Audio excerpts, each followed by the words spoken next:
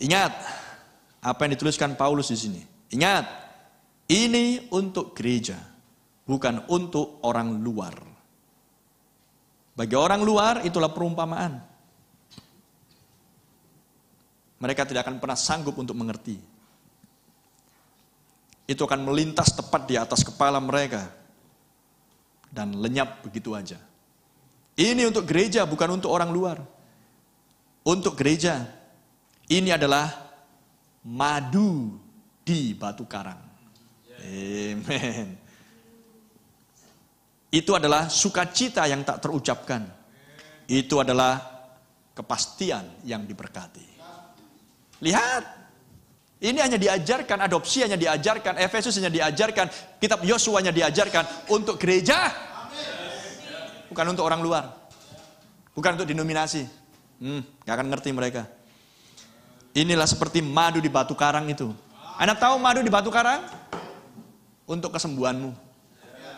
Dioleskan madu, tapi mengandung obat di situ oleh si gembala untuk menyembuhkan sakitnya si domba.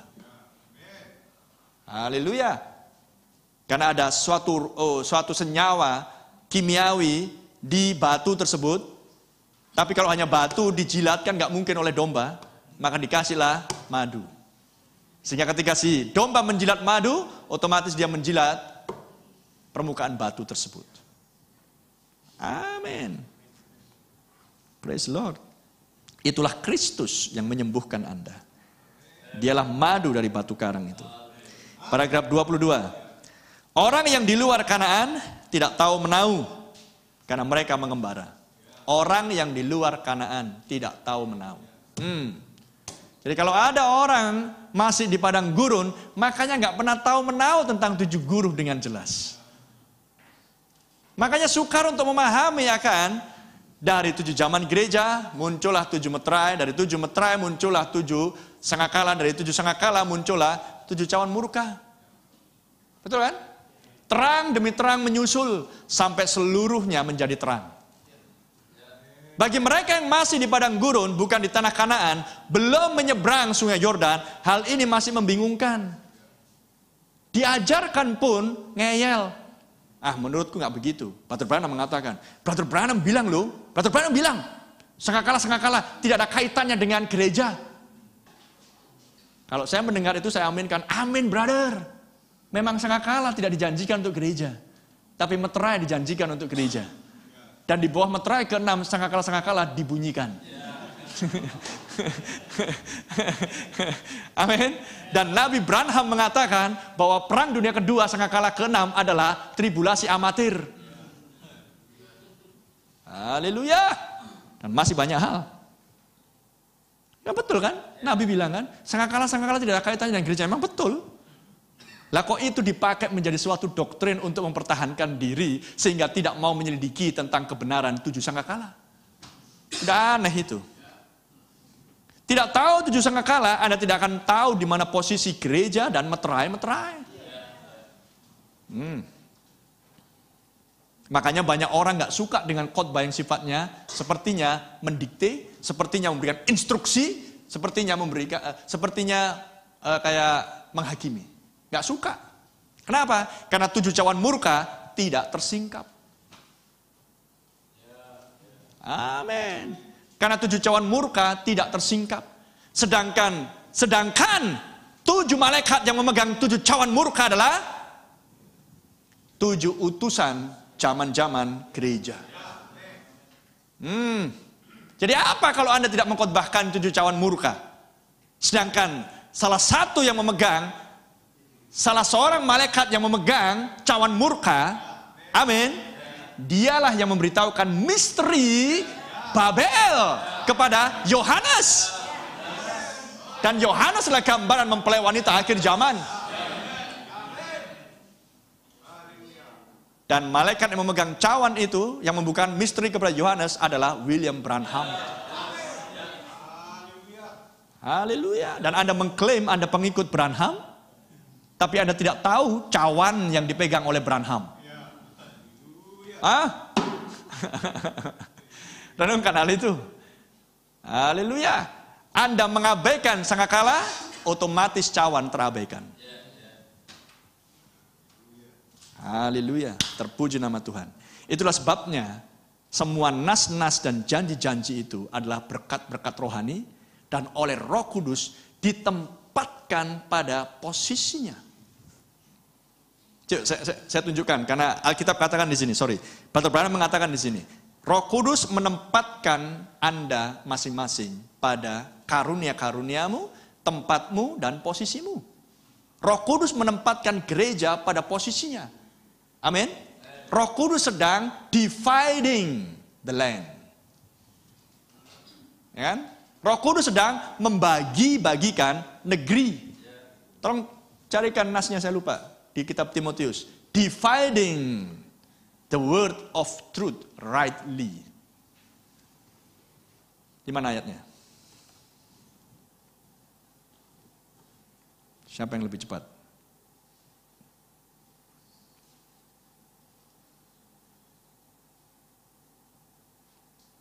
Ya, saya lebih cepat.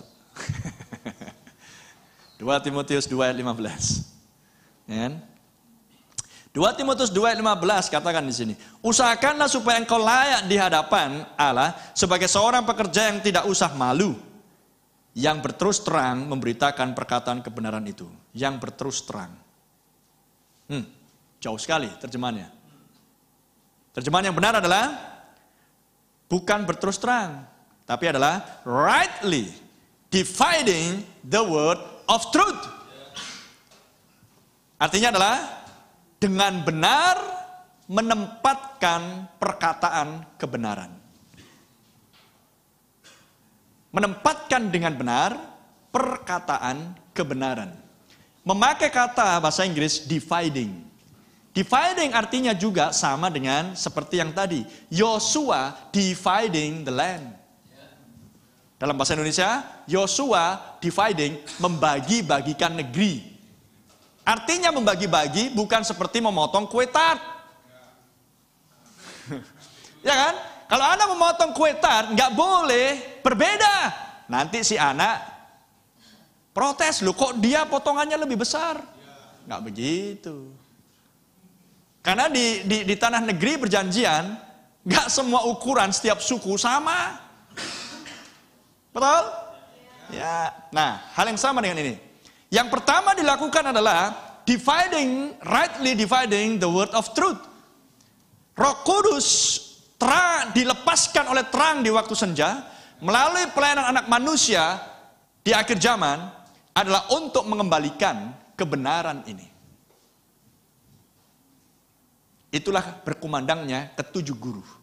Misteri kebenaran-kebenaran yang dulunya sudah ada, namun yang hilang sekarang dikembalikan, dipulihkan, sehingga gereja memiliki pengertian yang benar. Anda memiliki pengertian yang benar akan Kristus, amin, di dalam firman-Nya yang tertulis dari Kejadian sampai Wahyu. Haleluya. Membagi-bagikan atau menempatkan atau memposisikan setiap nas firman pada posisinya. Hanya Roh Kudus yang bisa. Dan Roh Kudus di dalam William Branham menuliskannya di dalam kata pengantar 7 zaman gereja. Terang demi terang menyusul. Terang yang pertama adalah 7 zaman gereja. Amin. Dan dari 7 zaman gereja muncullah 7 meterai. Dari 7 meterai muncullah 7 sangkakala. Dari 7 sangkakala muncullah 7 cawan murka.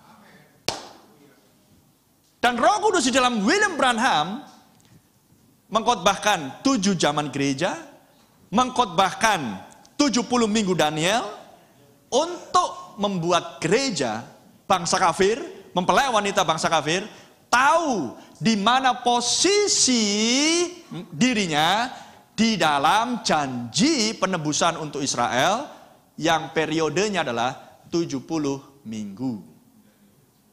Haleluya. Hanya Roh Kudus yang bisa menempatkan nas-nas itu pada posisinya. Dan ketika nas-nas ini sudah ditempatkan pada posisinya oleh Roh Kudus, haleluya, maka Anda bisa melihat posisimu. Oh, secara umum, lihat. aplikasinya. Maka setelah Anda mendengar di zaman gereja dan 70 minggu Daniel, maka Anda tahu posisimu.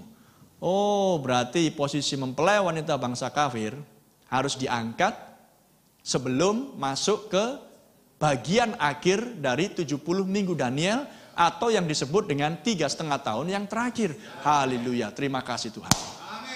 Dan kemudian Roh Kudus memberitahukan lebih lanjut lagi. 3,5 tahun yang terakhir itulah tribulasi besar. Oh, terima kasih Tuhan, aku tidak masuk tribulasi. Kan begitu? Tapi kalau kebenaran ini tidak diposisikan dengan benar, iman apa yang akan Anda peroleh?